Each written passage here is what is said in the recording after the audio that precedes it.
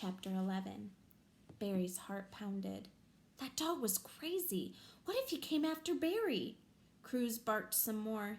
Barry had to get out of there. But then there was a noise, a whimpering howl. It rose above the wind, and it was the saddest sound Barry had ever heard. Sadder than Cleo's sobbing, sadder than the song Dad had played at Grandpa's funeral, sadder than Barry's own sobs. That didn't sound like a killer dog. It sounded like a dog that was terrified. Cruz howled again, begging, pleading. "Help me, please," he seemed to be saying. "Help me, please." Barry knew what he had to do. He hoisted himself up, climbed through the window, and eased himself down on the other side.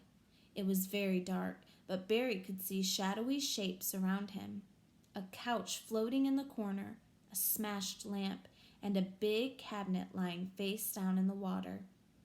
Cruz barked brightly, like he could tell help was on the way. "Cruz!" Barry shouted. The dog barked again. "I'm coming!" Barry called. Barry wadded carefully. His shoes were still floating around in his living room at home. His socks had been ripped off in his ride through the flood. Already his feet were sliced up, and he knew there had to be glass and nails everywhere. Cruz was whimpering loudly now. "Don't worry," Barry called. Cruz barked like he understood. Barry made it to the stairway, which rose out of the water. The house was tilted to the side and rocked gently in the waves. Barry had to hold on tightly to the banister. Cruz was waiting for him in the doorway of Abe's room. His leash was attached to Abe's bed, which Cruz had managed to drag across the room. He was straining so hard to get free that he was practically strangling himself.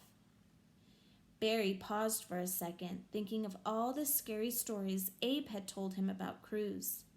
But then he closed his eyes and swallowed hard.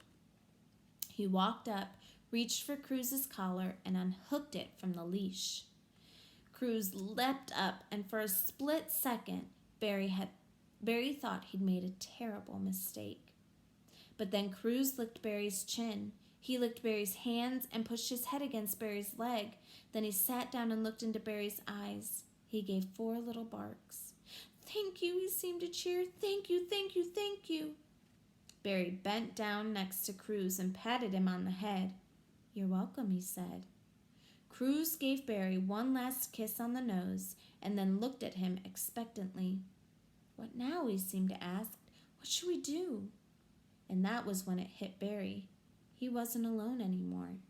He and Cruz were together.